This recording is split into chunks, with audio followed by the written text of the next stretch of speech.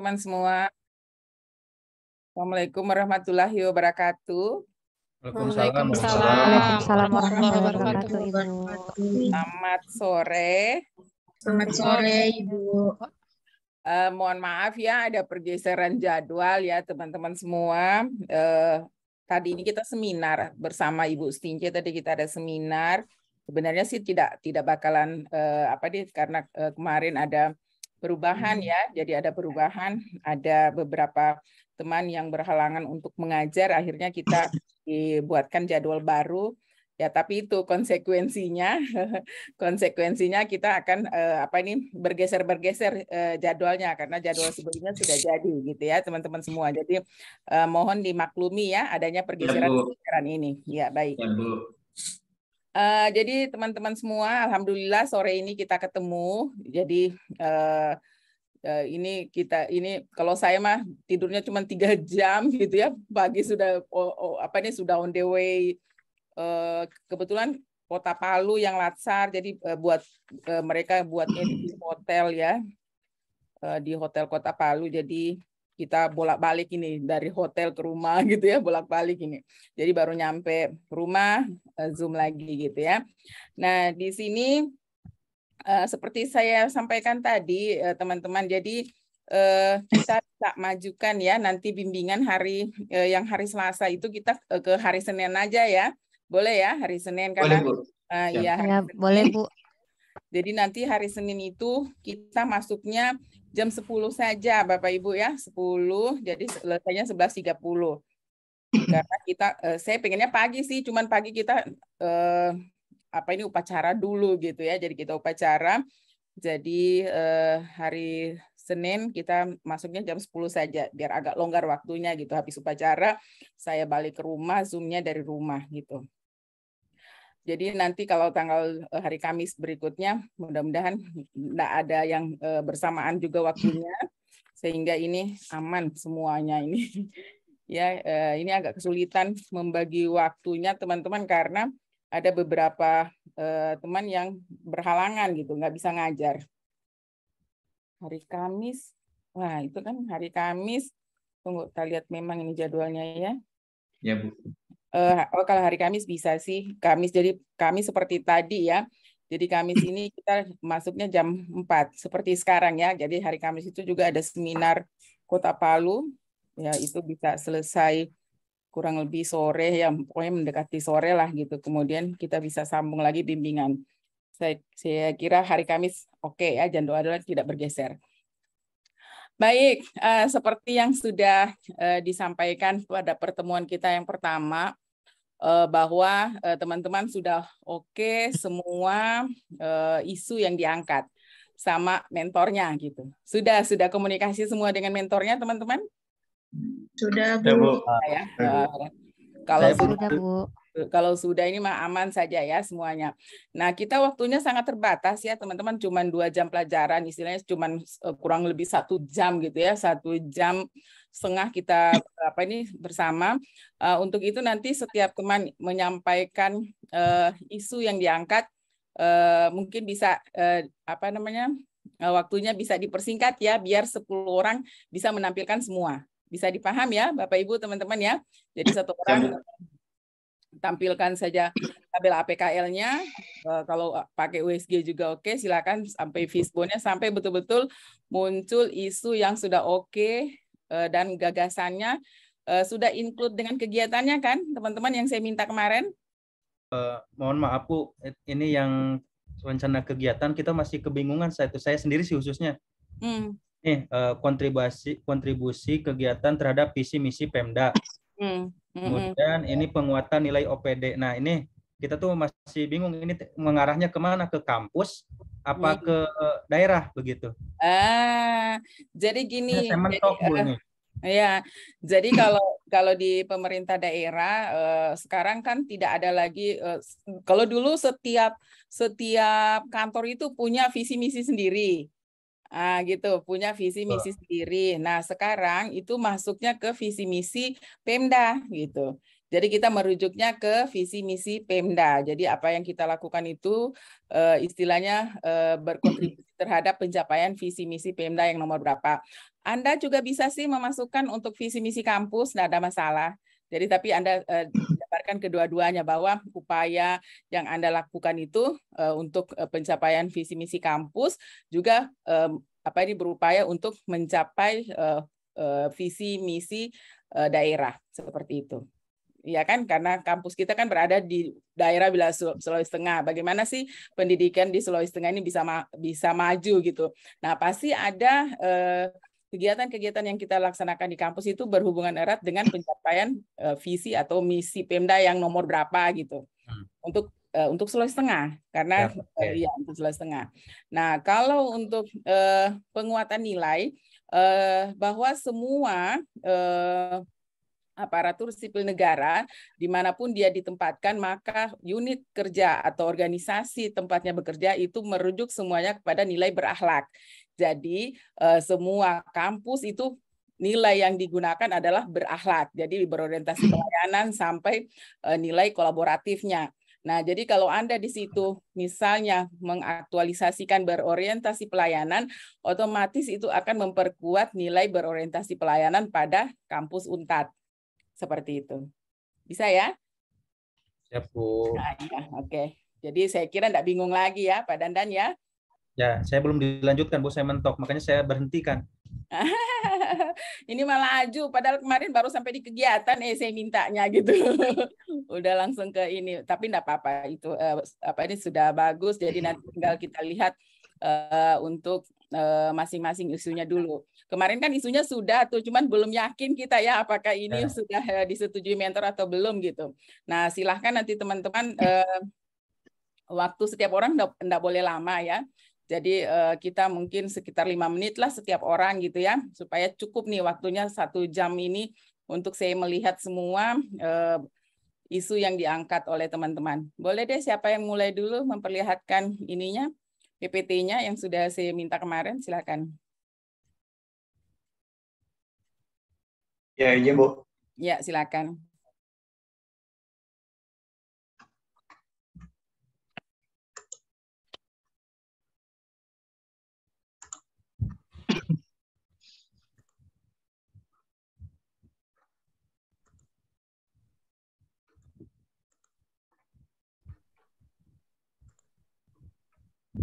Baik, terima kasih banyak atas kesempatan yang telah diberikan. Yang saya hormati Bu Dr. Aspida, yang saya hormati teman-teman sekalian. Mungkin singkat yang ingin saya sampaikan pada kesempatan ini terkait dengan usulan rancangan aktualisasi saya di instansi, yaitu judulnya Pengembangan e-library pada program studi pendidikan sosiologi Fakultas Ilmu Sosial dan Hukum Universitas Negeri Manado. Adapun isu dengan menggunakan kriteria APKL, ada 5 isu yang kami tulis, kemudian yang memenuhi syarat ada 3, yaitu belum optimalnya pemahaman mahasiswa dalam menggunakan sistem Mendeley, kemudian belum tersedianya modul pembelajaran mata kuliah sosiologi, kemudian yang kelima adalah belum optimalnya layanan perpustakaan pada jurusan pendidikan sosiologi. Kemudian dari ketiga isu ini kami coba spesifikkan lagi dengan menggunakan analisis USB berdasarkan tingkat urgensinya, yaitu yang pertama kami mengambil belum optimalnya pemahaman mahasiswa dalam menggunakan sistem Mendeley dalam penulisan karya ilmiah. Kemudian yang kedua, yaitu belum optimalnya layanan perpustakaan pada jurusan pendidikan sosiologi. Kemudian yang tinggi berdasarkan hasil survei sederhana yang kami lakukan ke beberapa dosen dan mahasiswa, yaitu adalah nomor 2, yaitu belum optimalnya layanan perpustakaan pada jurusan pendidikan sosiologi. Kemudian selanjutnya kami menggunakan analisis fishbone untuk menentukan penyebab daripada belum optimalnya layanan perpustakaan. Yang pertama kami menggunakan 4S. Yang pertama supplier, di mana belum tersedia media digital atau perpustakaan digital pada program studi pendidikan sosiologi. Kemudian pada aspek skillnya, yaitu belum ada pengelola perpustakaan, belum ada admin khusus. Kemudian pada aspek sistemnya, yaitu perpustakaan yang masih memang konvensional, terpusat di universitas. Kemudian dari aspek surroundingnya, yaitu masih menggunakan buku hard copy, yang artinya mengandalkan mahasiswa harus datang ke perpustakaan untuk membaca. Kemudian keterkaitan isu dengan agenda 2, saya kira ini kami lewati. Kemudian gagasan kreatif yang kami ingin coba tawarkan dari 4 permasalahan tersebut karena keterbatasan waktu, olehnya itu kami hanya akan menyelesaikan pada aspek supply-nya tadi, yaitu belum tersedia media digital atau perpustakaan digital pada program studi pendidikan sosiologi.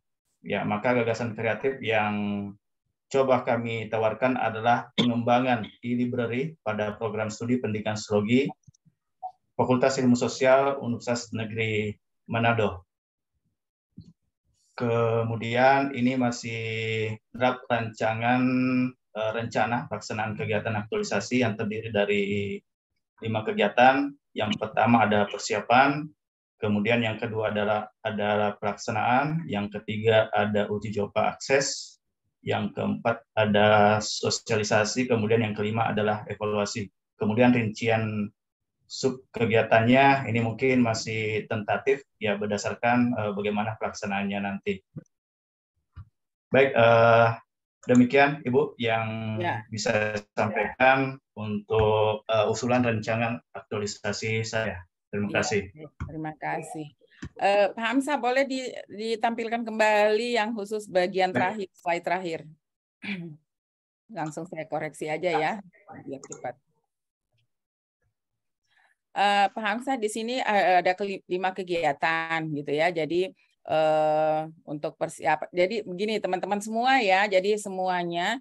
Jadi nanti kegiatan kita itu minimal 3 tahapan. Jadi 3 tahapan yang memuat tahapan input, proses dan output gitu. Jadi di tahapan itu ada tahapan input, proses dan output gitu ya. Jadi persiapan tahapannya apalagi gitu ya. Silahkan nanti apa nih ditambahkan, misalnya pelaksanaan ini membuat e-library-nya mengumpulkan data apalagi gitu ya. Jadi silakan nanti ditambahkan tahapan-tahapannya seperti itu ya. Jadi sosialisasi, penjadwalan, pelaksanaan, apalagi mungkin ada kegiatan-kegiatan apa namanya untuk tes hasil sosialisasinya atau evaluasinya. Evaluasi maksudnya di sosialisasinya itu ya. Atau mungkin tambahkan lagi pembuatan jangan materi ya, materi sosialisasi, silakan nanti tambahkan tahapan-tahapannya Pak Hamzah ya. Silakan nanti melakukan review. Sebelum melakukan review tentu mungkin ada instrumennya dulu gitu ya. Ada instrumen, jadi menyediakan dulu instrumen seperti itu. Jadi silakan nanti ditambahkan tahapan-tahapannya sehingga nanti kita akan kaya pada saat mengaktualisasikan nilai-nilai gitu. Jadi nilai-nilai muncul, usahakan jangan hanya 1 kali muncul, karena kita kan habituasi. Habituasi ini artinya kita mengulang nilai-nilai yang kita mau masukkan nanti di dalam setiap tahapan kegiatan. Mungkin seperti itu ya, paham saya. Silakan dikembangkan tahapan-tahapannya. Bisa ya, Pak? Terima kasih banyak. Baik, terima kasih. Paham Kak, selain uji coba, apakah tidak langsung juga ada penerapannya, penerapan e-library, maksudnya pemanfaatannya sudah sebelum evaluasi, bisa enggak? Jadi kita ya bisa aja Bu. Bisa ya, jadi silakan bisa ditambahkan 1 kegiatan sebelum evaluasi. Jadi nanti kita untuk kegiatan persiapan, pembuatan e-library-nya, uji coba, sosialisasi mungkin di minggu pertama sudah oke gitu ya. Kemudian nanti kita ada penerapan. Jadi penerapan e-library itu. Jadi maksudnya mahasiswa sudah bisa atau siapapun orang-orang kampus sudah bisa mengakses e-library-nya gitu. Bisa ya? Nah, jadi ya, bisa, Bu. Kegiatan ke-5 berarti penerapan e-library-nya. Bisa ya, jadi silakan supaya kita bisa lihat bahwa bukan saja hanya sampai uji coba kemudian sosialisasi, tapi betul-betul bisa sudah dimanfaatkan untuk digital pustakaannya. Baik Ibu. Ya baik, terima kasih Pak Hamzah. Terima kasih Ibu. Ya, silakan siapa lagi yang mau tampilkan rencana aktualisasinya, silakan.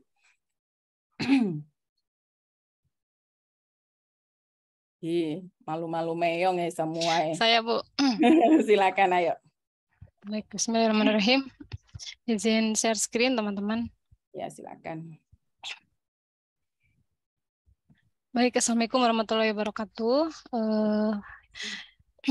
Pada rancangan aktualisasi saya mengambil judul pengembangan database media berbasis Google Data Studio di program studi Teknologi Pendidikan UNM. Analisis masalah yang ada di Prodi TP UNM saya kaitkan dengan dua isu. Yang pertama Smart ASN dan yang kedua isu manajemen ASN. Nah, setelah melakukan analisis APKL, saya mendapatkan isu yang paling tepat untuk sasaran aktualisasi, yaitu kesulitan mengakses produk media hasil mata kuliah praktek dan skripsi R&D mahasiswa TP. Nah, isu tersebut kemudian saya kaitkan dengan kebutuhan yang ada di Prodi dan juga potensi yang ada di Prodi. Yang pertama aspek kebutuhan. Jadi ternyata beberapa dosen begitu ketika ada kegiatan, beberapa kegiatan Prodi antara lain pameran, studi banding, akreditasi itu membutuhkan data tentang media hasil produk pengembangan mahasiswa TP. Dan di samping itu ada potensi bahwa Prodi kami memiliki mata kuliah di Prodi banyak yang diarahkan untuk menghasilkan produk akhir media. Ada yang berupa video, audio, media sederhana, multimedia pembelajaran, bahan ajar digital sampai dengan film pembelajaran. Dan 60% mahasiswa melakukan skripsinya dalam bidang R&D, Research and Development, yang menghasilkan sebuah produk akhir media pembelajaran. Jadi isu kesulitan mengakses produk ini saya dukung dengan adanya kebutuhan dan potensi yang ada di prodi kami. Oke, selanjutnya analisis Wishbone. Jadi untuk permasalahan kesulitan mengakses produk media, ada 4, dari sisi skill, supplier, surrounding, dan sistem. Dari sisi skill, antara lain, kurangnya keterampilan dosen dalam memanfaatkan fitur database online, kurangnya waktu dosen untuk mengelola produk media mahasiswa, tidak ada admin khusus yang mendokumentasikan hasil skripsi R&D mahasiswa, kurangnya pemahaman dosen tentang aplikasi pengolahan database. Dari segi supplier, ada 2, tidak ada tempat khusus atau lokasi untuk menyimpan hasil skripsi R&D mahasiswa dan belum ada portal pengumpulan data-data produk mahasiswa. Dari sisi surrounding, yang pertama mahasiswa memang tidak terbiasa untuk mengumpulkan media hasil skripsi R&D dan hasil mata kuliah, dan yang kedua kurangnya perhatian terhadap hasil media skripsi karena dosen pembimbing biasanya hanya berfokus pada skripsinya saja. Dan dari segi sistem lebih ke aturan, tidak ada aturan bagaimana mengelola data produk media dan tidak ada aturan bagaimana mengumpulkan media hasil skripsi R&D mahasiswa. Nah, sehingga saya membuat alternatif pemecahan masalah. Untuk skill ada 4 tahap. Yang pertama, mengenalkan aplikasi Google Data Studio kepada kepala prodi dan kepala laboratorium TP. Yang kedua, membuat buku panduan dan video tutorialnya bagaimana menggunakan Google Data Studio untuk menyimpan data produk media mahasiswa. Ketiga, mengusulkan admin prodi untuk ikut membantu mengelola data produk media. Dan yang keempat, mensosialisasikan form pengisian data produk kepada mahasiswa yang telah melakukan seminar hasil atau seminar akhir, sehingga tidak membebankan kepada dosen pembimbing untuk menginput datanya. Dari alternatif supplier, alternatif pemecahan masalah supplier ada 2. Yang pertama, mengumpulkan data produk media dalam bentuk soft file, jadi tidak perlu disimpan secara fisik, tapi bisa disimpan secara cloud, sehingga dapat diakses kapan dan dimanapun. Yang kedua, memanfaatkan portal gratis, yaitu Google Data Studio sebagai tempat menyimpan, sekaligus dapat memvisualisasikan data secara real-time tanpa perlu sinkron secara manual. Jadi ketika formnya diisi, langsung ditampilkan secara real-time. Untuk alternatif pemecahan masalah dari sistem dan surrounding ada 3. Yang pertama, membuat aturan di level prodi tentang pengumpulan hasil produk media skripsi R&D sebagai syarat yudisium mahasiswa.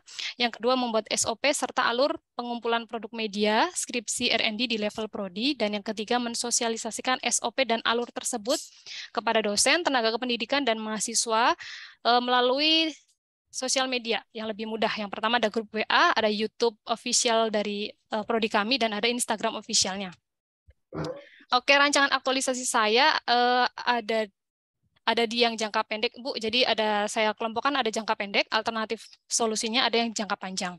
Jadi yang saya centang pada jangka pendek ini yang akan menjadi rancangan aktualisasi yang akan saya lakukan untuk memecahkan masalah kesulitannya mengakses produk media mahasiswa.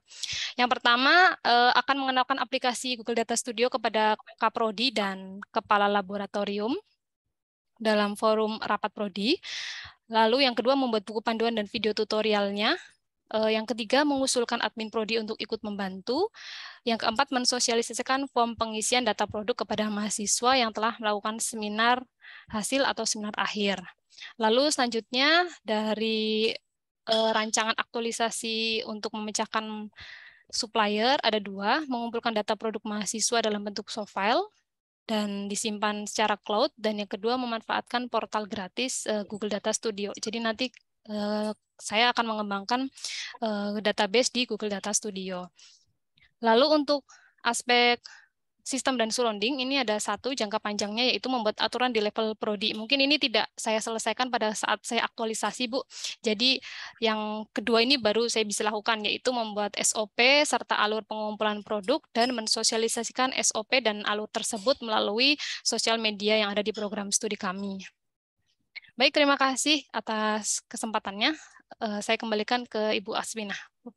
Baik, terima kasih Bu Sela sudah menyampaikan rencana kegiatannya, ya, rencana kegiatan. Jadi nanti untuk kegiatannya, jadi seperti yang saya sampaikan kemarin, bahwa kegiatan pertama itu persiapan. Jadi ada kegiatan persiapan pelaksanaan kegiatan.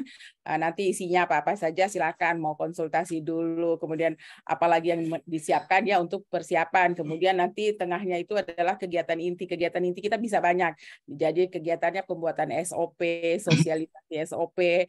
Ya, jadi kita judul kegiatannya kita itu nanti pembuatan, pelaksanaan, penerapan, nanti di tahapannya yang kata kerjanya membuat, ya, menyusun, seperti jadi judul kegiatan kita awali dengan kata pembuatan, penerapan, langsung atau edukasi, sosialisasi. Silakan nanti kegiatannya disusun bagus. Dan ya, diingat lagi minimal tahapan itu ada 3. Jadi ada tahapan input, proses, dan output. Seperti itu. Bisa ya, Bu Sela ya. Jadi nanti silakan nanti menyusun kembali kegiatannya di dalam uraian seperti yang saya sampaikan tadi. Jadi kegiatan pertama persiapan, kegiatan terakhirnya nanti yang evaluasi, ya. Seperti itu. Bisa ya? Ya, bisa, Bu. Sela dan kawan-kawan. Ya, Oke, terima kasih, siapa Bu. lagi yang mau? Zulkifli, ya, silakan Zulkifli. Baik Ibu, terima kasih. Di sini share screen, Bu. Silakan.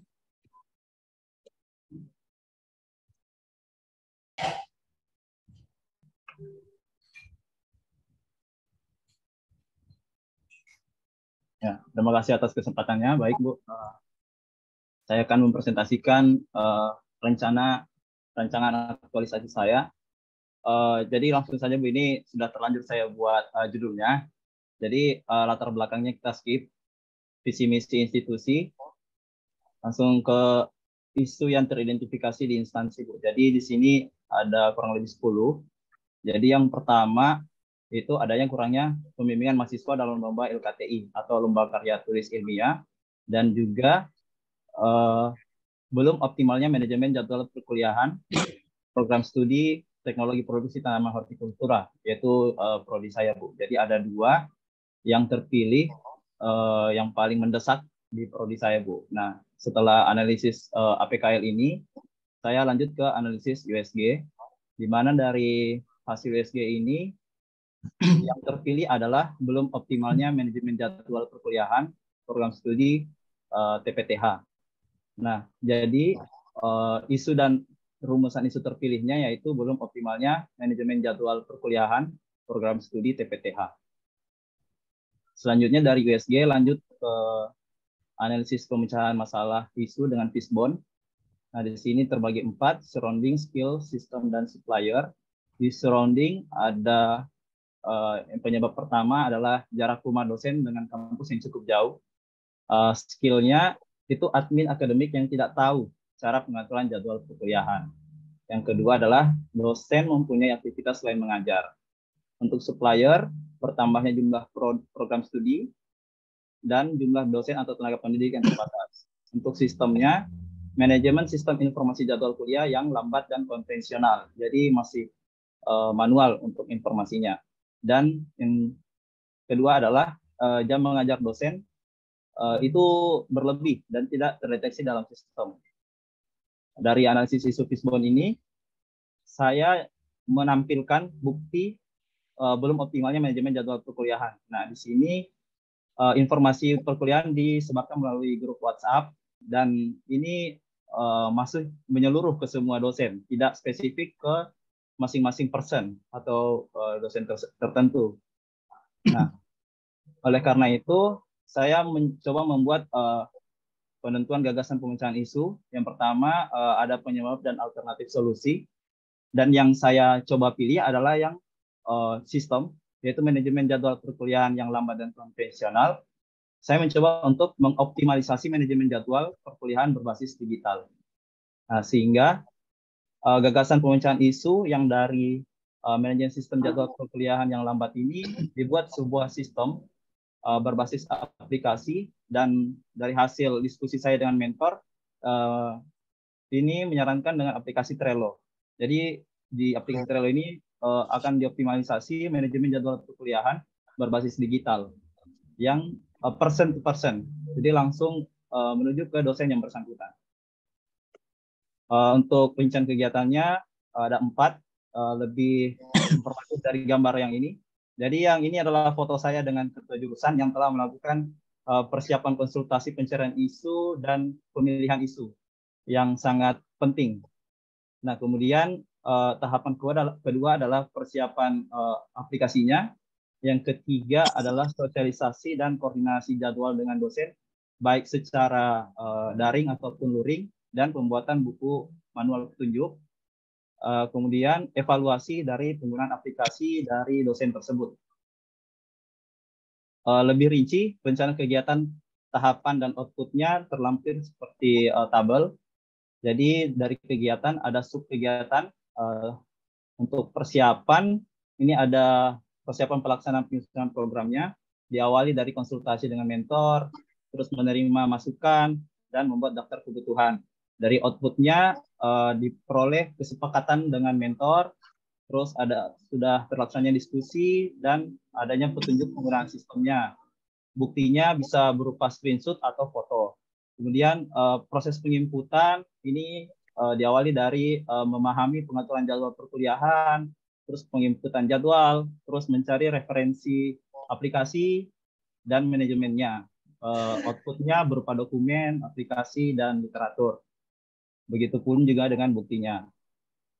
Untuk kegiatan ketiga ini meningkatkan kompetensi koordinasi sivitas, jadi lebih kepada sosialisasi.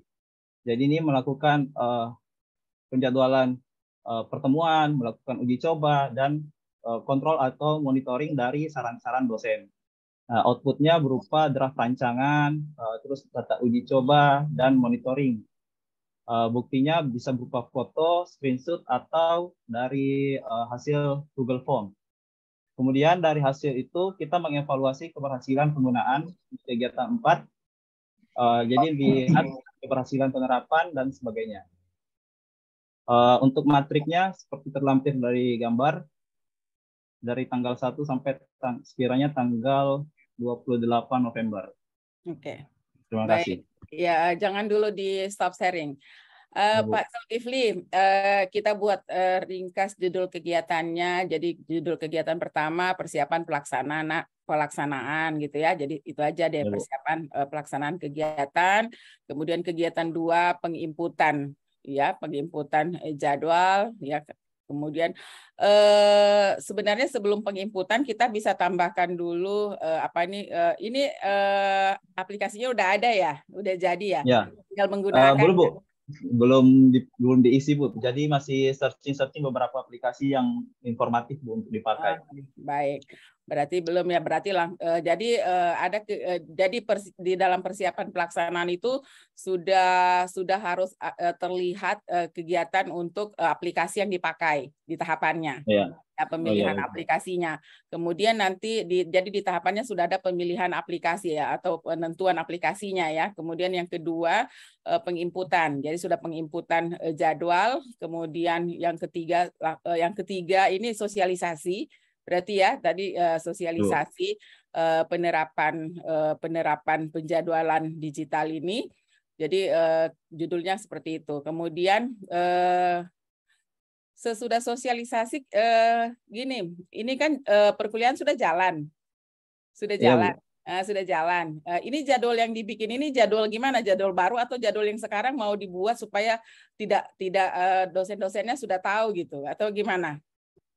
Untuk yang saat ini Bu sebenarnya lebih diprioritaskan nanti yang akan masuk semester baru Bu. Namun untuk yang rancangan aktualisasi ini saya upayakan untuk jadwal yang tersisa Bu sekitar 4 minggu lagi Bu. Sampai gitu. ya.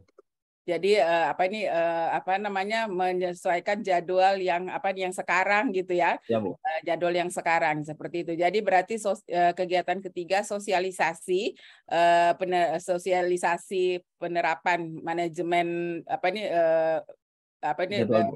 jadwal berbasis digital ini, jadwal digital.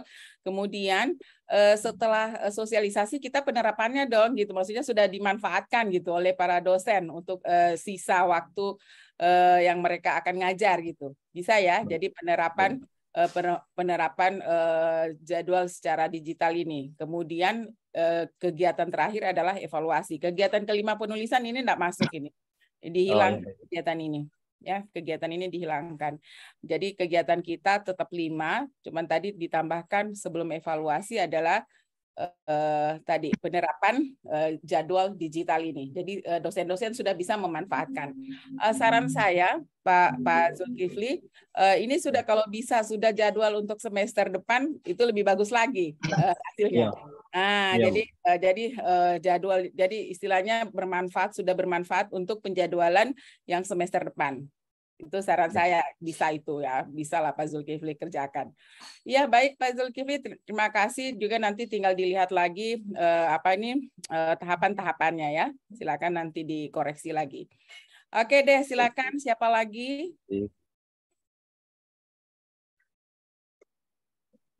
Siapa lagi? Senyum-senyum Ini kok mukanya pada serius sekali ya. Ini tukang masak saya di dapur perang piring berbunyi sana sini. Saya Bu. Ya, silakan. Saya Bu izin. Silakan.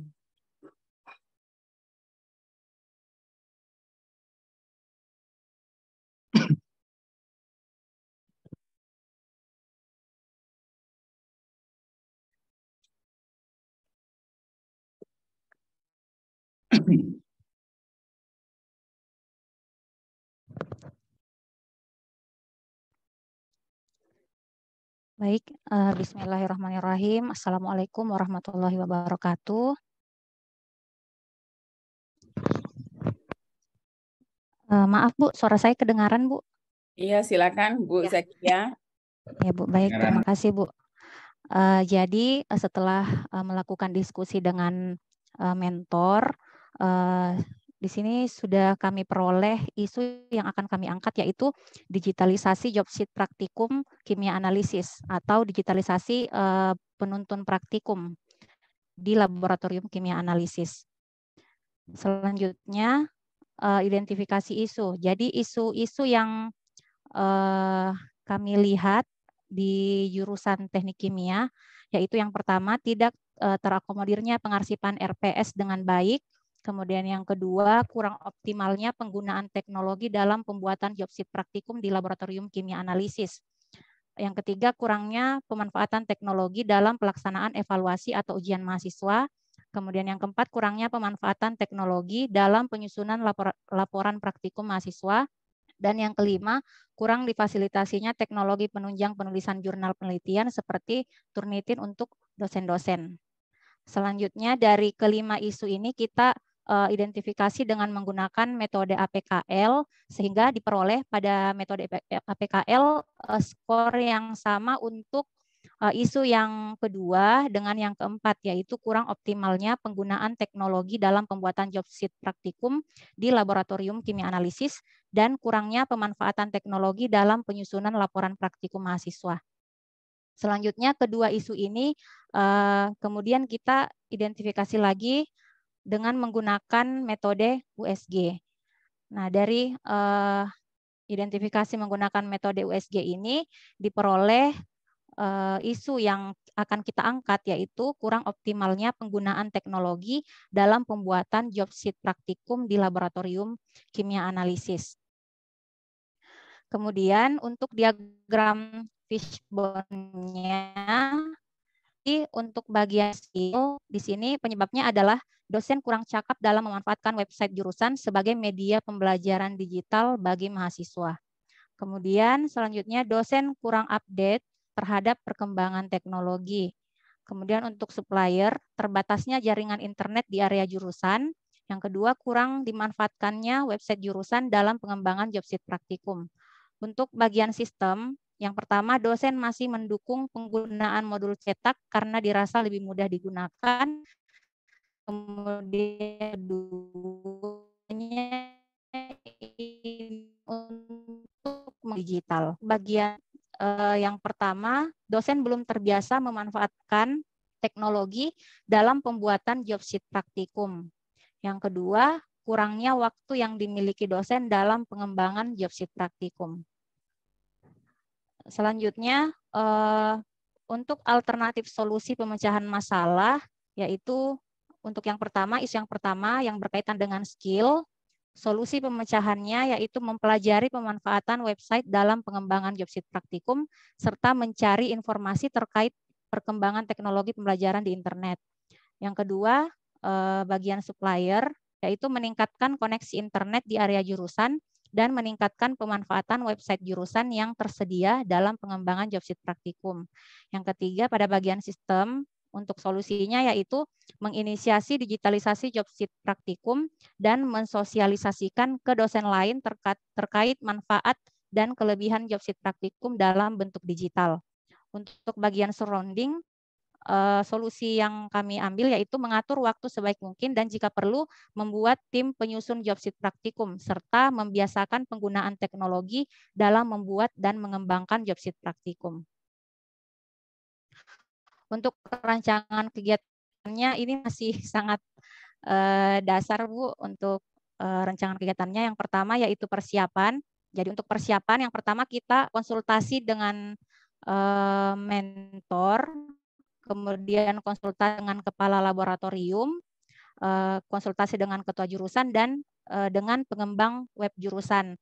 Kemudian yang kedua, untuk tahap pengumpulan data, yang pertama mencari referensi, kemudian yang kedua kita melakukan diskusi dengan dosen pembimbing praktikum mengenai isi dari job sheet yang akan kita digitalisasi. Kemudian yang ketiga, tahap pembuatan job sheet-nya. Jadi di laboratorium kimia analisis itu ada 10 judul percobaan. Jadi di kegiatan yang ketiga ini kita buat 10 job sheet digital tersebut. Kemudian yang keempat, mengupload job sheet praktikum di web jurusan. Yang kelima, mensosialisasikan job sheet praktikum digital yang dibuat kepada mahasiswa. Baik, sekian Bu. Terima kasih. Wassalamualaikum warahmatullahi wabarakatuh. Waalaikumsalam warahmatullahi wabarakatuh. Mungkin bisa kita langsung koreksi ya. Kita kasih masukan nih buat Zakia. Bu Zakia, kegiatan pertama persiapan. Oke, kegiatan kedua pengumpulan data. Kegiatan ketiga ini langsung saja pembuatan job sheet digital.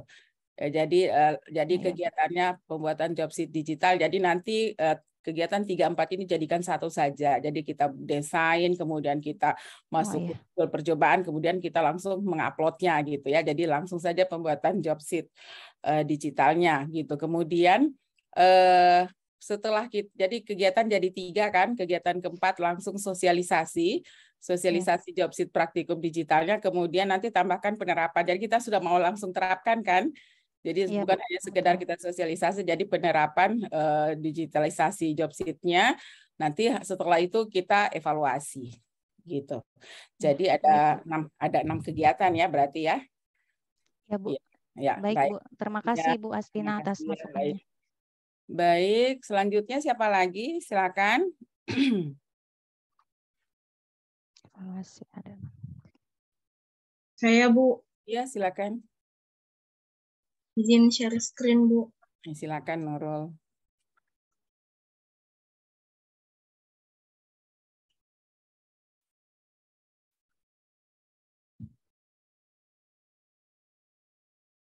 Baik, terima kasih. Assalamualaikum warahmatullahi wabarakatuh. Jadi langsung saja, setelah saya berdiskusi dengan mentor, isu yang kemarin rencananya saya angkat, kemudian saya ubah. Judulnya Penerapan Tanda Tangan Digital di Lingkup Universitas 19 November Kolaka. Untuk identifikasi isunya, ada 5. Pertama, belum diterapkannya tanda tangan digital atau elektronik dalam lingkup unit kerja. Kedua, sistem verifikasi berkas belum memakai sistem atau aplikasi yang memudahkan dan sistematis. Ketiga, persediaan dan pemeliharaan aset kurang diperhatikan. Keempat, alur administrasi surat menyurat belum sesuai dengan SOP. Dan kelima, pelayanan informasi universitas masih kurang.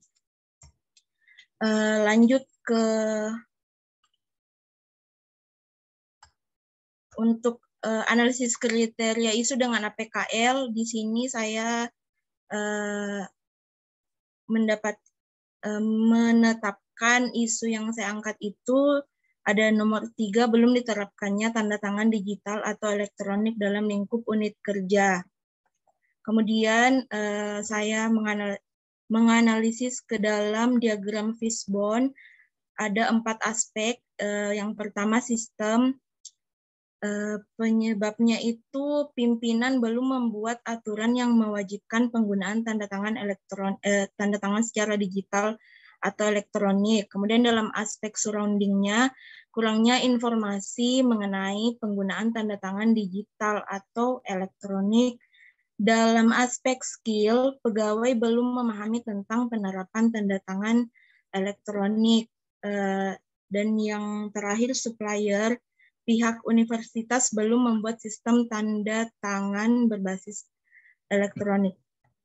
Untuk analisis solusi pemecahan masalah, untuk kategori sistemnya itu solusinya, pimpinan perlu membuat aturan mengenai penggunaan tanda tangan elektronik ini. Kemudian dalam kategori skill, memberikan sosialisasi kepada pegawai tentang penerapan tanda tangan elektronik. Dalam kategori skill, solusinya membuat sistem yang mendukung pemberlakuan tanda tangan elektronik. Kemudian surroundingnya mensosialisasikan penggunaan tanda tangan elektronik dalam lingkungan kerja. Untuk rencana persiapan pelaksanaannya ini, Bu, mohon maaf saya belum rancangannya belum lengkap, tapi rencananya saya akan lakukan yang pertama itu konsultasi dengan mentor terkait isu yang akan dijadikan sebagai bahan aktualisasi. Kedua, saya akan membuat rancangan SOP-nya mengenai penggunaan tanda tangan elektronik ini, karena memang kemarin setelah berdiskusi, isu yang pertama itu ternyata SOP-nya sudah ada. Jadi yang belum ada itu saya disarankan untuk SOP tanda tangan elektronik ini. Kemudian setelah saya buatkan SOP-nya, saya akan mengkonsultasikan kembali ke mentor tentang SOP yang sudah saya buat. Kemudian apabila sudah disetujui, kami akan melakukan, saya akan menjadwalkan rapat dengan pimpinan terkait dengan rancangan yang saya buat ini, untuk kemudian dibuatkan aturan surat keputusannya. Dan yang terakhir, melakukan sosialisasi terkait dengan SOP tanda tangan elektronik. Saya kira itu, Bu. Terima kasih atas kesempatannya. Ya. Tunggu dulu, Bu Nurul. Kegiatan terakhir langsung aja saya koreksi di situ ya, di slide terakhir. Slide terakhir. Nah, jadi nanti Bu Nurul, jadi kegiatan pertama persiapan, nanti di dalamnya itu ada konsultasi, ya bikin jadwal, rapat segala macam, itu di kegiatan persiapan ya.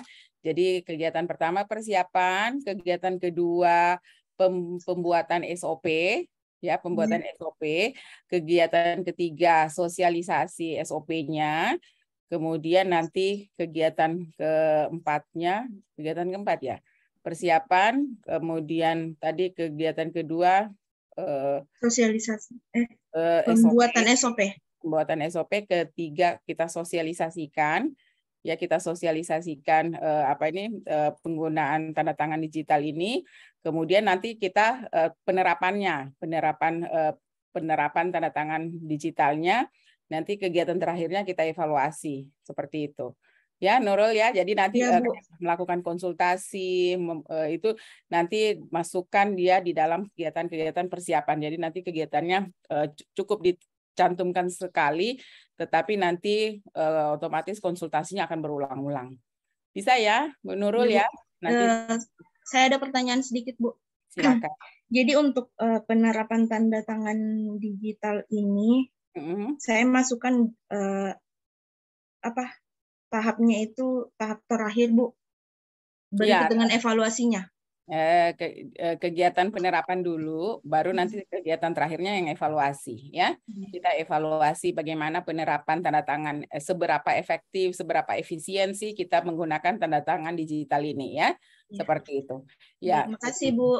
Baik, terima kasih. Siapa lagi?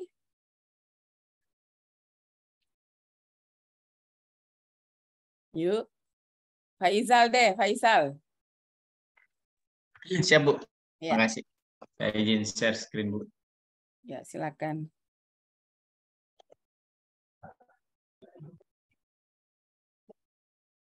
Oke. Ya, terima kasih banyak atas kesempatan diberikan kepada saya, Ibu Dr. Raspina SPD MPD. Jadi, apa yang saya ingin lakukan di instansi saya itu mendirikan sebuah komunitas bahasa Inggris di Fakultas Seni dan Desain UNM. Jadi masalah prioritas dengan metode APKL itu ditentukan ada 5 dan ternyata ada 3 yang menjadi perhatian penting. Jadi ketiga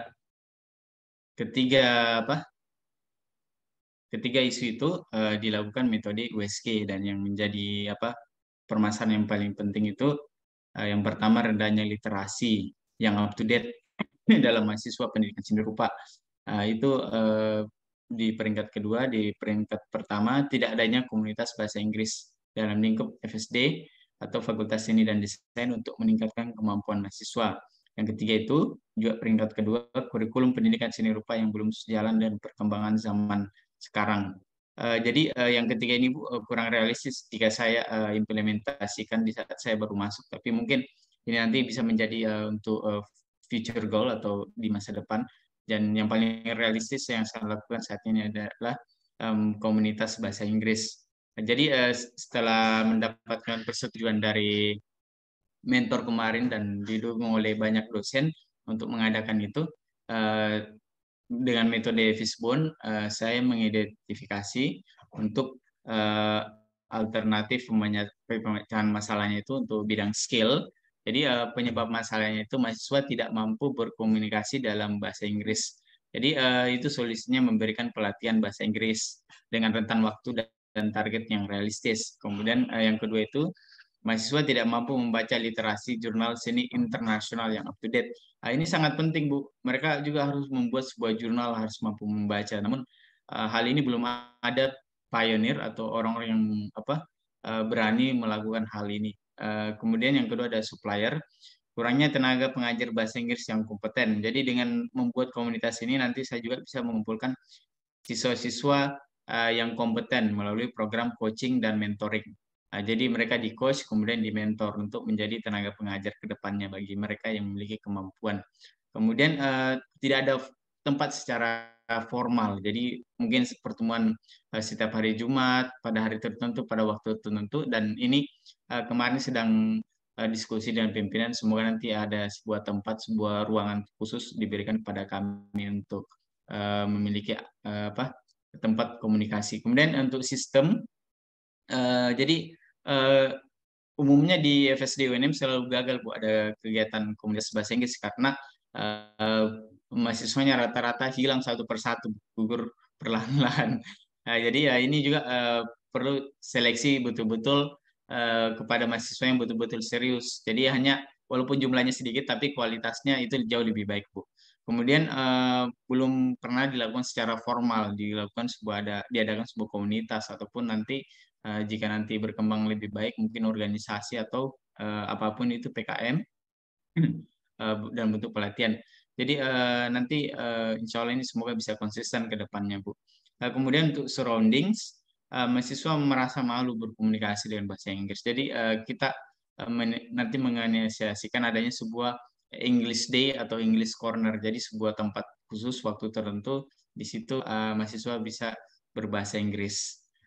Kemudian yang kedua itu belum terbangunnya English Corner. Jadi tidak ada sebuah tempat khusus di mana bahasa Inggris itu halal istilahnya.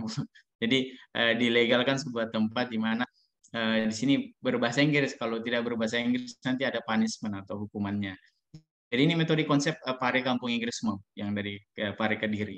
Dan alhamdulillah konsep di sana itu berjalan sukses.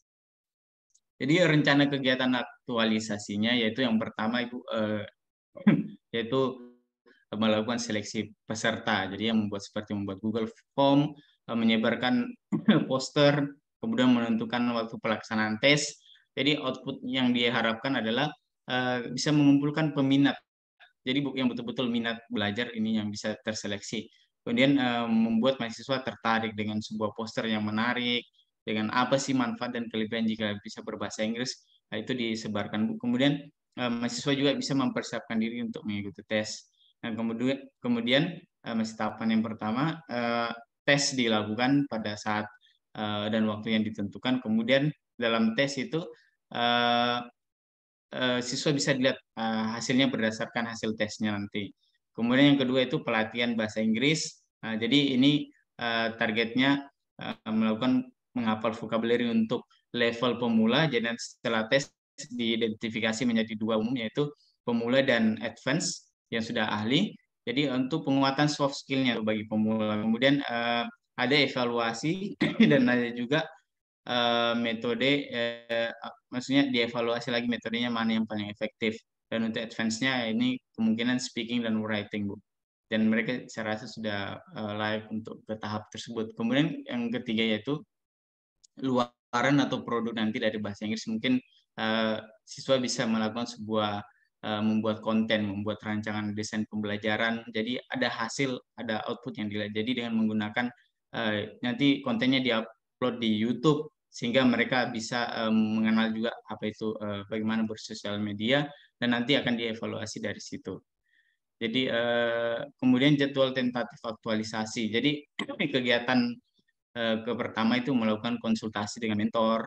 Jadi saat ini sedang masuk dalam tahapan yang pertama, Bu, yaitu tahapan konsultasi, dan yang kedua yaitu mengumpulkan materi bahan ajar untuk mempersiapkan pelatihan bahasa Inggris. Jadi materinya untuk level yang berbeda sedang saya siapkan juga, Bu, yaitu masih di akhir bulan Oktober ini. Kemudian kegiatan ketiga melakukan proses seleksi mahasiswa.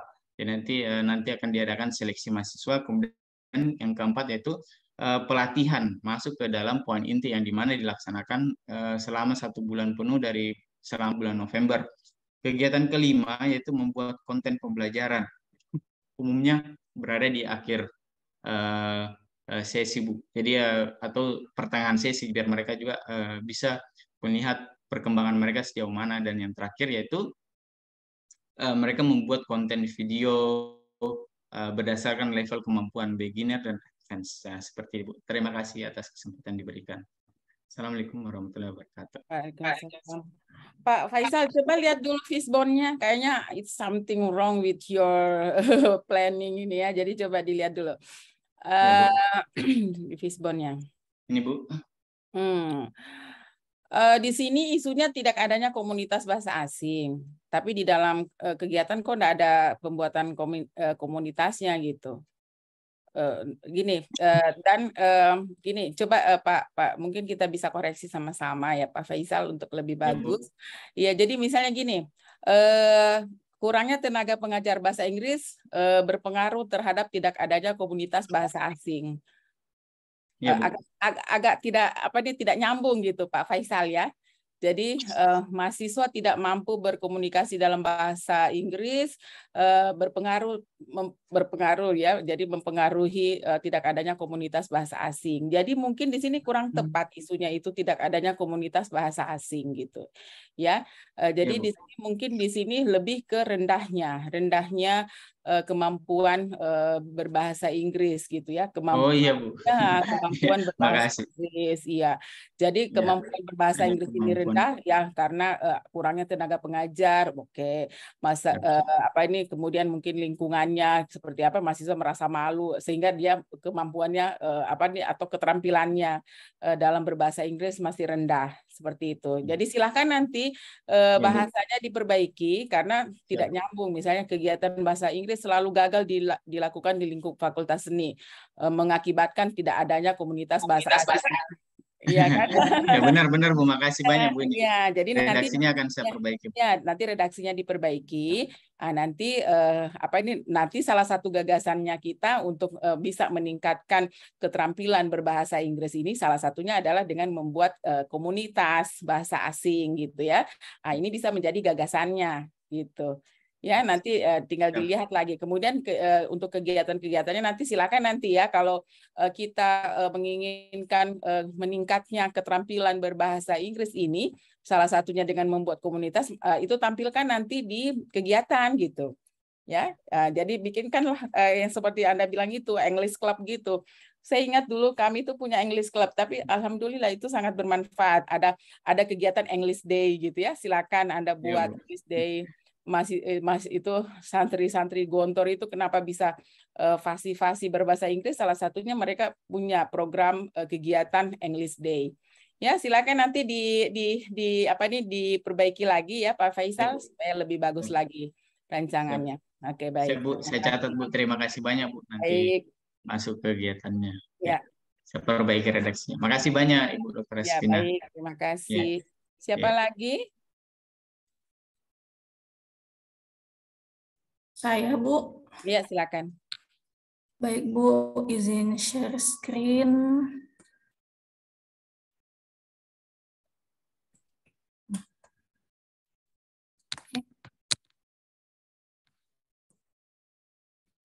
Oke, langsung saja Bismillahirrahmanirrahim. Dalam kegiatan rencana aktualisasi ini, saya setelah konsultasi dengan mentor, saya mengangkat judul pembaharuan standar operasional prosedur pengusulan anggaran pada bagian pembaharuan standar operasional prosedur pengusulan anggaran pada bagian subbagian program dan anggaran di Universitas Samratulangi.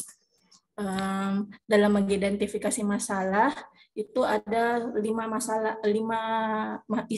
permasalahan yang saya temukan di unit kerja saya, yaitu proses pengusulan anggaran dari unit kerja pada aplikasi Simpok. Jadi unit kerja saya ini sudah mempunyai aplikasi untuk pengusulan anggaran, tapi penggunaannya belum tertib dan tidak mengikuti SOP yang telah diberlakukan sebelumnya. Yang kedua, belum optimalnya pemetaan deskripsi pekerjaan antar ASN atau antar sumber daya manusia di sini.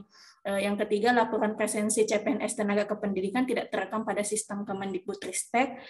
Yang keempat, tidak terukurnya kinerja CPNS tenaga kependidikan dalam aplikasi ISKP. Yang kelima, belum maksimalnya penyimpanan dokumen berbasis cloud atau penyimpanan digital.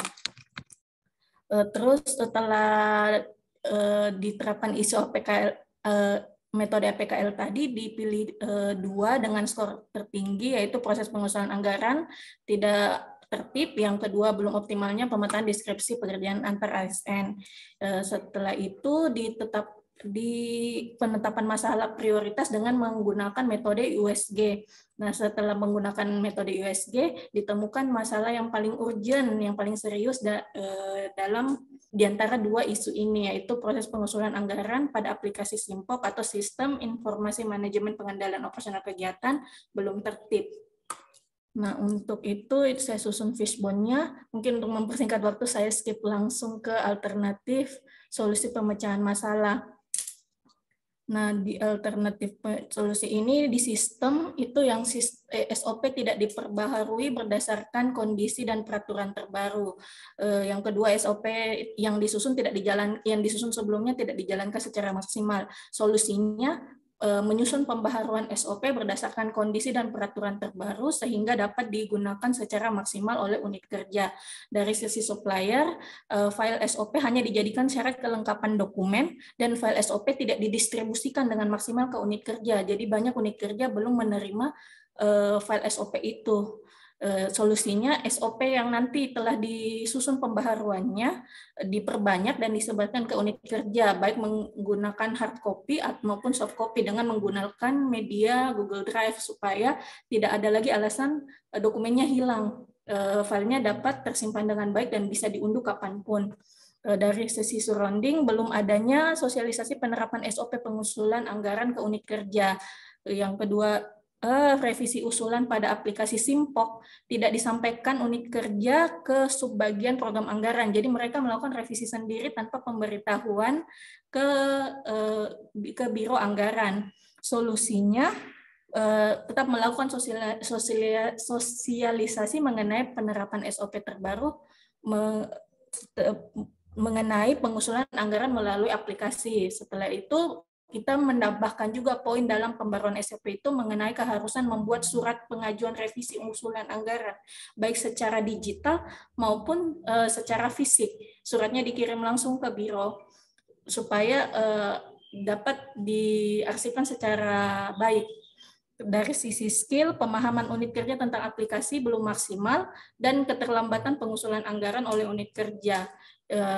Seperti yang saya sampaikan tadi, file SOP ini harus didistribusikan dengan baik, begitu juga dengan manual atau panduan penggunaan Simpok. Mungkin sebelumnya sudah disampaikan, sudah disebar, tapi karena perputaran SDM di unit-unit kerja itu cukup cepat, jadi kadang filenya hilang, kadang filenya tercecer, jadi mereka SDM baru yang menempati unit kerja tersebut tidak update tentang manual penggunaan aplikasi itu. Terus dalam rencana kegiatan aktualisasi untuk tahap pertama, saya melakukan persiapan terkait kegiatan aktualisasi yang akan dilakukan. Tahapannya konsultasi dengan mentor terkait kegiatan yang akan dilakukan. Yang kedua, tetap konsultasi dengan tim anggaran ya pada unit kerja saya supaya agar mengetahui kebutuhan-kebutuhan yang dibutuhkan. Outputnya diharapkan mendapatkan kesepahaman dan mind map sederhana mengenai alur proses pengusulan kebutuhan dan kegiatan. Kemudian di tahap 2 ada pengumpulan informasi mengenai proses pengusulan anggaran. Tahapannya menyiapkan alat bahan yang diperlukan. Yang kedua mempelajari peraturan mengenai proses penganggaran, yang ketiga mempelajari manual atau panduan penggunaan aplikasi Simpok yang nanti akan dilampirkan pada SOP yang telah diperbaharui. Yang ke tahap 3 penyusunan standar operasional prosedur pengusulan anggaran. Tahapannya mengidentifikasi setiap kegiatan dilakukan, mengidentifikasi pelaksana orang-orang yang terlibat di dalamnya, mengidentifikasi isi identitas SOP seperti kelengkapan waktu yang diperlukan, output keluaran dan keterangannya. Yang ketiga, menyusun hasil identifikasi dalam bentuk flowchart. Yang terakhir, mengecek kembali kesesuaian SOP. Ya, pada tahap keempat itu pengajuan draft SOP, pengusulan anggaran pada mentor dan unit kerja serta melakukan perbaikan. Tahapannya mengajukan draft SOP ke mentor terlebih dahulu, kemudian mengajukan juga draft SOP itu ke tim anggaran agar bisa dikoreksi apabila ada ketidaksesuaian. Yang kelima, pengajuan pengesahan SOP, pengusulan anggaran di Universitas Samratulangi. Ya, ini yang mungkin waktu yang dibutuhkan agak lama terkait birokrasi di kampus mengenai pengesahan SOP. Jadi mungkin bisa jadi lewat dari timeline yang ditentukan pada aktualisasi nanti. Kemudian yang keenam itu sosialisasi SOP pengusulan anggaran pada unit kerja. Di sini saya memiliki tahapan-tahapan memperbanyak file SOP, mengunggah file SOP ke Google Drive, kemudian menyebarkan juga secara fisiknya, dan menerima layanan konsultasi tentang pengisian aplikasi Simpok yang manualnya tadi dilampirkan di SOP pembaharuan tersebut. Yang terakhir itu monitoring dan evaluasi pelaksanaan SOP. Mungkin sekian saja, Bu. Ya, mungkin kita bisa koreksi ya, Bu Hidayati ya. Coba ke rencana kegiatan yang pertama deh. Silakan dilihat dulu. Jadi nanti kegiatan pertama kita langsung saja persiapan gitu kan, persiapan pelaksanaan kegiatan. Jadi nggak usah terlalu panjang lah gitu. Kegiatan kita bikin judulnya sederhana saja. Persiapan pelaksanaan kegiatan itu kegiatan pertama. Terus ke bawah. Ke bawah Bu Hidayati, ya, scroll ke bawah ya. Kegiatan kedua di sini langsung saja kegiatan kedua itu pembuatan SOP, pembuatan SOP. Nah, kegiatan pembuatan SOP ini kegiatan kedua, jadi nanti yang pengumpulan informasi masuk di masuk di tahapan pembuatan SOP-nya. Ya, pengajuan, pengesahan itu semua tidak perlu kita jadikan kegiatan gitu. Kita jadikan saja sebagai tahap kegiatan. Oh iya. Ya, jadi pembuatan SOP penggunaan aplikasi Simpok kan gitu ya. Nah, seperti itu. Kemudian itu kegiatan kedua. Langsung saja kegiatan ketiganya itu adalah sosialisasi. Jadi sosialisasi SOP penggunaan aplikasi Simpok. Oh iya. Kegiatan keempatnya langsung saja penerapan. Jadi penerapan penerapan pengusulan anggaran gitu ya melalui Simpok itu. Oh iya. Kemudian nanti kegiatan terakhir adalah monitoring dan evaluasi atau langsung aja kegiatannya terakhir adalah evaluasi. Bisa ya? Jadi biar rapi kegiatannya. Jadi nanti tinggal diperbaiki lagi. Jadi kegiatannya ada berapa semua, Ibu Hidayati? Ada persiapan, pembuatan SOP, sosialisasi, penerapan, evaluasi 5, Bu. Iya, oke. Seperti itu ya. Jadi merancang SOP jadikan tahapan saja. Jadi kan itu kegiatan SOP tadi banyak ya, mengumpulkan bahan, merancang, pengesahan itu jadi kegiatan itu jadikan saja sebagai tahapan kegiatan dari pembuatan SOP-nya. Oke ya. Jadi usahakan nanti di 1 minggu pertama itu SOP sudah jadi. Pokoknya bagaimana caranya Bu Hidayati bisa efektif dan efisien waktunya sehingga minggu pertama SOP udah jadi. Jadi kita nanti mau lihat penerapannya supaya kita bisa lihat bahwa ternyata aplikasi Simpok ini sangat bermanfaat di dalam kita membuat pengusulan anggaran. Bisa ya? Oke, baik. Terima kasih Hidayati. Siapa lagi? Silakan. Siapa yang belum? Zuhra, silakan Zuhra. Iya, Bu.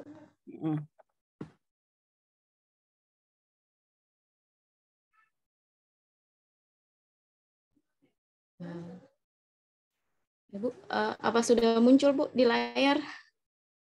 Ya, on the way dia.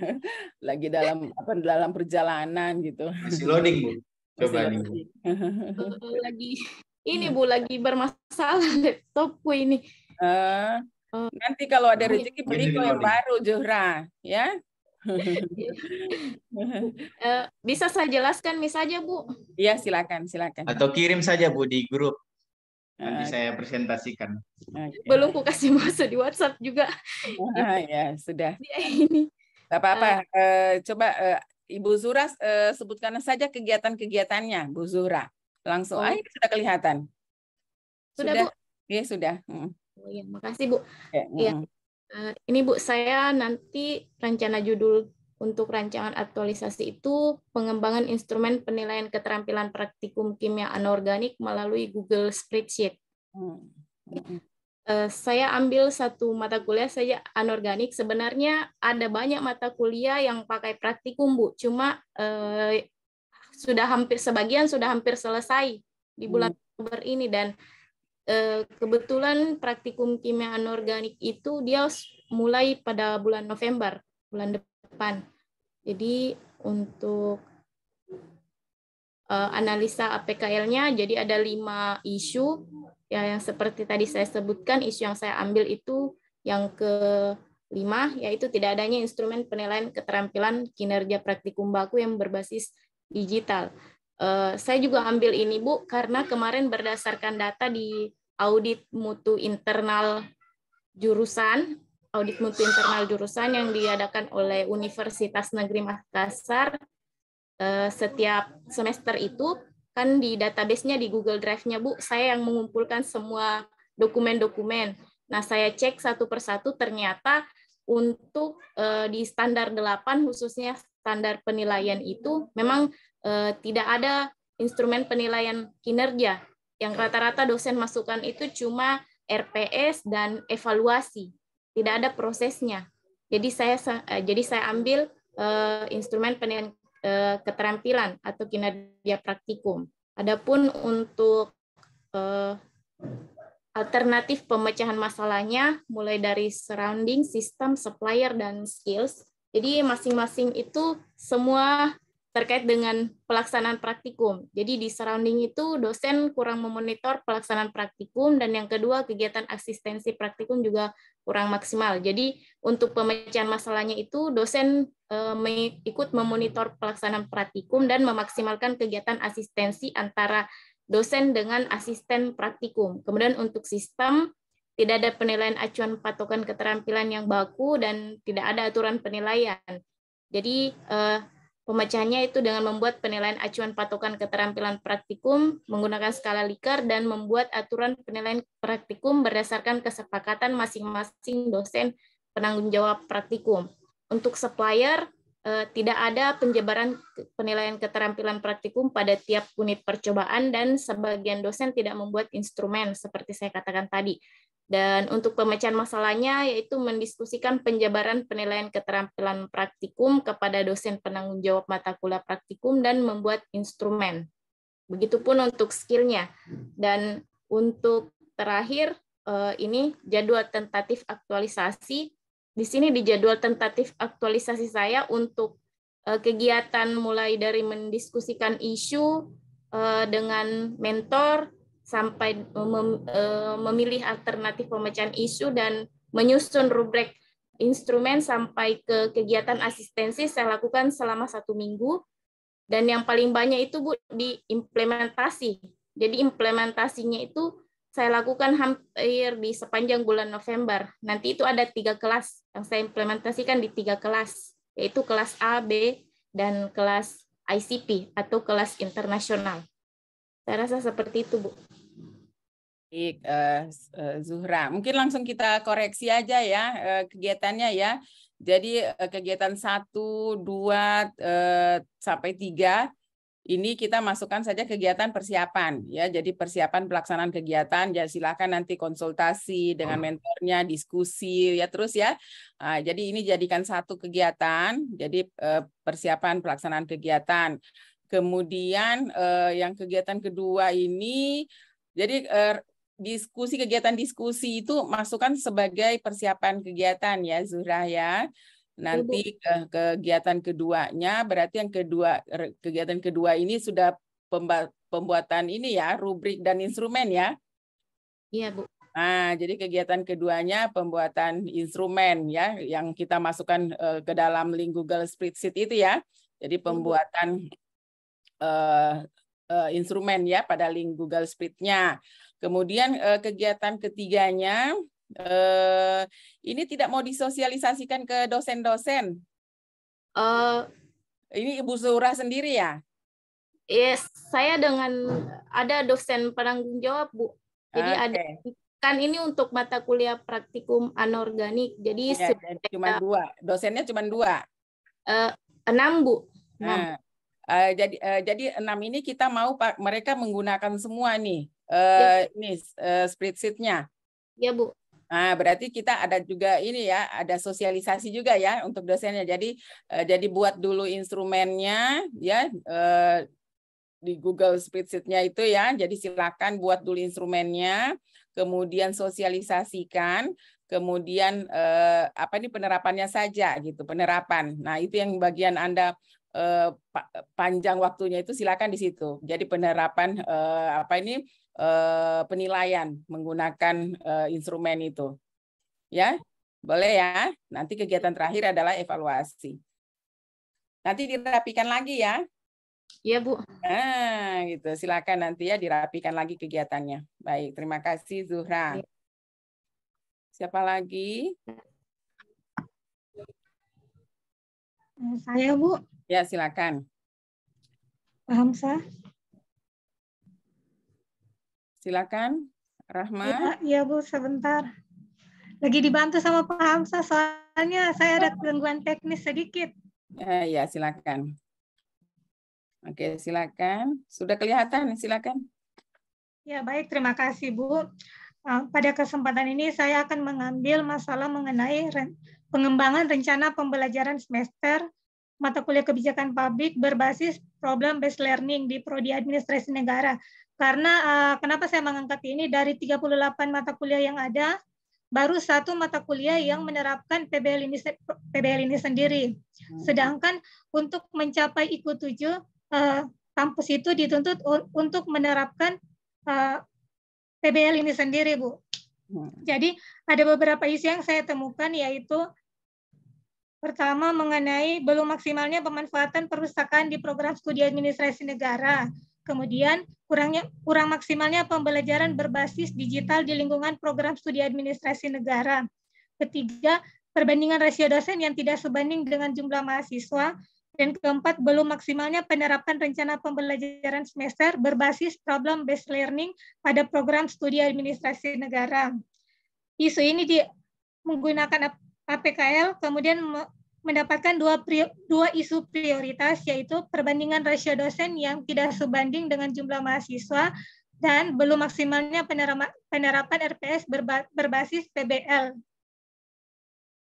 Dari metode USG ini didapatkan prioritasnya, yaitu mengenai RPS, belum maksimalnya RPS berbasis PBL. Yang menjadi materialnya yaitu masih kurangnya literatur berbasis problem based learning. Kemudian skill, yaitu masih kurangnya dosen pengajar dengan basis ilmu kebijakan publik, dan masih kurangnya pengetahuan dan keterampilan menyusun RPS problem based learning. Kemudian untuk metodenya, adanya perubahan kurikulum yang mengharuskan setiap kampus itu menyesuaikan dengan kurikulum yang ada. Kemudian lingkungannya, yaitu belum ada rancangan RPS berbasis problem based learning yang tahun sebelumnya. Yang saya temukan bahwa untuk pencanangan RPS PBL ini sendiri sudah dicanangkan dari tahun 2018, tapi untuk prodi kami masih belum menerapkan secara maksimal. Kemudian gagasan alternatif terhadap isu ini adalah yaitu melakukan pengembangan pada RPS mata kuliah kebijakan publik yang berbasis based learning. Kemudian rencana kegiatannya yaitu melakukan konsultasi dengan mentor untuk pengambilan isu. Kemudian yang kedua, melakukan konsultasi dengan koordinator program studi, masalah isu yang akan diambil juga. Setelah itu, setelah fix isu dengan mentor dan program dan koordinator prodi, kemudian melakukan konsultasi dengan dosen pengampu, penanggung jawab, dan tim pengajar mata kuliah kebijakan publik. Kemudian kegiatan selanjutnya, mengumpulkan literatur yang menerapkan problem based learning yang berhubungan dengan mata kuliah kebijakan publik. Kemudian menyusun draft dan melakukan evaluasi terhadap pengembangan RPS bersama dengan dosen pengampu, penanggung jawab, dan tim pengajar dengan metode focus group discussion. Kemudian kegiatan selanjutnya yaitu mengadakan sosialisasi draft pengembangan RPS berbasis PBL di internal prodi. Di dalam hal ini akan melakukan sosialisasi dengan dosen tim pengajar mata kuliah kebijakan publik. Kemudian setelah melakukan sosialisasi, kegiatan selanjutnya yaitu melakukan revisi final dan validasi draft pengembangan RPS mata kuliah kebijakan publik berbasis PBL, dan kegiatan selanjutnya melaporkan hasil pengembangan RPS berbasis PBL yang sudah disetujui oleh tim dosen pengajar kepada mentor sebagai hasil akhir untuk aktualisasi ke depannya. Baik, Bu Rahma, jangan dulu stop sharing ya. Kita rapikan lagi kegiatannya ya, Bu Rahma ya. Iya, Bu. Kita rapikan dulu kegiatannya. Jadi kegiatan pertama itu persiapan pelaksanaan kegiatan. Nanti kegiatan pertamanya persiapan pelaksanaan kegiatan. Nanti tahapannya melakukan konsultasi dengan mentor, Kaprodi gitu ya, melakukan konsultasi dengan dosen. Ini masukkan semua jadi tahapan. Ya, masukkan semua menjadi tahapannya. Jadi kegiatan pertama itu adalah persiapan. Kegiatan kedua itu Anda melakukan melakukan FGD. Jadi silakan kegiatan kedua fokus group discussion, kegiatan keduanya. Nanti tahapannya di situ mengumpulkan literatur, menyusun draft, melakukan evaluasi terhadap pengembangan RPS gitu ya. Kemudian melakukan FGD. Jadi kegiatan keduanya FGD gitu ya. Jadi tahap inputnya kumpulkan dulu literatur, bikin dulu evaluasinya gitu ya. Kemudian kita lakukan FGD dengan teman-teman dosen yang lain, senior yang lain. Setelah selesai FGD-nya ya, FGD-nya nanti selesai itu nanti ada draft di situ kan. Hasil outputnya itu adalah draft pengembangan RPS gitu kan. Jadi kita FGD dulu ya, FGD kemudian setelah kita FGD di situ kan sudah melakukan pengembangan di situ ya, pengembangan RPS. Nah, di FGD hasilnya itu ya, jadi hasil outputnya itu adalah draft pengembangan RPS. Kemudian kegiatan berikutnya kita sosialisasikan nih untuk teman-teman semua gitu ya, bisa. Nah, jadi sosialisasi pengembangan RPS-nya. Jadi kalau sosialisasi itu berarti sudah final loh, maksudnya ya, sudah final itu yang sudah. Jadi di situ sudah kegiatan di dalam sosialisasi itu sudah ada finalisasi, validasi draft dan sebagainya. Jadi ceritanya yang sudah net gitu, yang sudah clear, yang kita sosialisasikan. Oke. Nah, gini, apakah ini kan perkuliahan sementara jalan nih? Nah, mungkin ini ceritanya kita mau terapkan gitu ya. Jadi karena sudah mau habis ya. Iya, sudah mau habis kan. Jadi nanti setelah kita sosialisasikan, maka bikinkan satu kegiatan DEX. DEX pengembangan RPS-nya, maksudnya DEX penerapannya. Jadi kan kita habis sosialisasi nih. Apakah ini sudah langsung mau dipakai semua dosen nanti gimana? Atau bisa dikembangkan oleh dosennya lagi? Ya, bisa dikembangkan lagi, Bu. Iya, jadi kan istilahnya yang kita hasilkan dari FGD itu kan istilahnya standarnya gitu ya. Iya. Standarnya, RPS yang standar gitu ya. Kemudian itu kan RPS standar ini, apakah ini langsung mau dijadikan bahan sudah untuk RPS semua dosen berapa orang tadi? 6 ya? Berapa orang? Sekarang ada 6 orang. Ada 6 orang. Jadi apakah 6 orang ini sudah langsung menggunakan langsung istilahnya tinggal pakai gitu? Begitu ya? Iya, Bu. Gitu ya maksudnya. Karena kan untuk yang PBL sendiri kan kita akan mencari materi-materi seperti case study seperti itu, Bu, untuk dianalisa mahasiswa. Jadi tidak monoton dosen yang sebagai teacher center dalam pengajaran. Ya, oke. Dengan kurikulum MBKM. Oke, baik. Jadi seperti itu ya, setelah kita sosialisasikan, itu berarti nanti kita bikin saja kayak workshop gitu, atau langsung saja DEX gitu. Jadi semua dosen itu langsung membuat atas nama dia maksudnya. Nanti dikembangkan lagi. Bisa enggak seperti itu, Bu Rahma? Bisa, Bu. Nah, jadi bisa nanti langsung DEX penyusunan RPS berbasis PBL ini untuk masing-masing dosennya gitu ya. Jadi kan baru sosialisasi nih. Dosennya kan baru sosialisasi, baru dapatkan bahan. Nanti mereka punya pegangan masing-masing gitu yang sudah berbasis PBL. Bisa lakukan DEX? Iya, bisa Bu. Nah, bisa kan? Nah, nanti hasil DEX itu masing-masing dosen sudah punya RPS yang berbasis PBL masing-masing. Bisa ya? Ya, bisa. Nanti kegiatan terakhirnya evaluasi. Oke? Ya Bu, makasih banyak Bu. Nah, baik, terima kasih. Ya, terima kasih Pak Hamsa. Masih ada waktu nih 7 menit. Pak Dandan mana nih orangnya nih? Juru kuncinya 121 ini, silakan. Iya Bu. Masih ada 7 menit ya, silakan. Last but not the least. Pokoknya semangat ya Pak Dandan, silakan.